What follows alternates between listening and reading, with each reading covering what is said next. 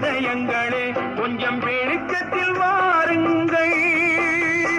நல்லவர் உலகம் எப்படி இருக்கும் என்பதை பாருங்கள். எத்தனை காலம் மனிதன் வாழ்ந்தான் என்பது கேள்வி இல்லை. அவன் எப்படி வாழ்ந்தான் என்பதை உணர்ந்தால் வாழ்க்கையில் தோல்வி இல்லை.